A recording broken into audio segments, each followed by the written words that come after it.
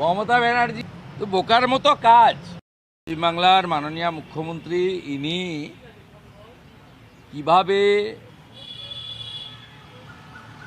Court monitoring কোথাও কোথাও কোথাও কেন্দ্রীয় তদন্তকারী সংস্থার যে তদন্ত, সেই তদন্ত থেকে মূলত দুর্নীতির ক্ষেত্রে যে তদন্ত, সেখান থেকে তার নেতা মন্ত্রী এবং তার বসংবদ আইপিএস অফিসারদের বাঁচানোর জন্য কি কি করেন, যেটা করেছে এটা অবৈধ,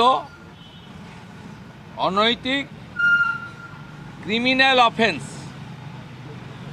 শাহজাহান যা করেছিল মমতা ব্যানার্জিও তাই করেছে।